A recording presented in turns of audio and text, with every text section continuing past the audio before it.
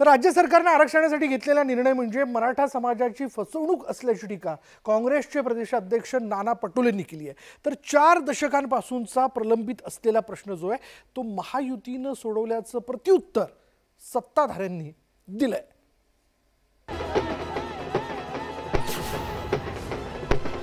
छत्रपती शिवाजी महाराज की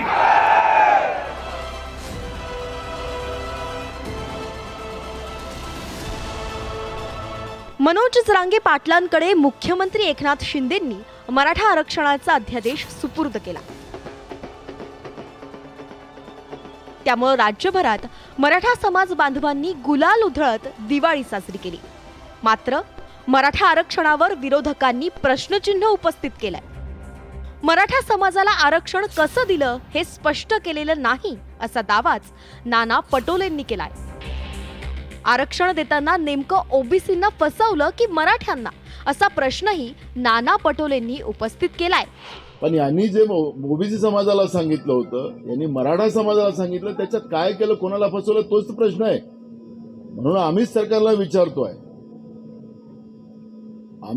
विचारतोय की नेमकं कोणाचं कुठं काढलं काय केलं ते तर सांगा ना, खुलासा करा ना। विधानसभेत आम्ही प्रश्न विचारले होते, सरकार तिथेही बोलायला तयार नाही। हे जे फसवाफसवीचं राजकारण महाराष्ट्रातलं भाजपचं सरकार करते आहे।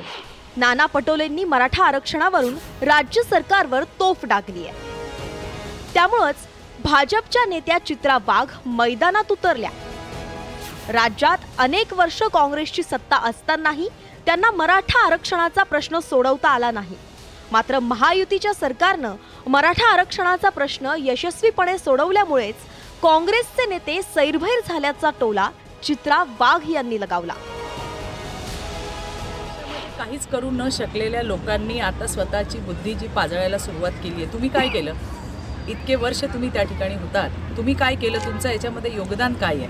आणि मला वाटतं की ज्यांनी उपोषण केलं आणि ज्यासाठी केलं तो समाज आणि तो मोठा भाग हा संतुष्ट त्या ठिकाणी आपल्याला काल बघायला मिळाला।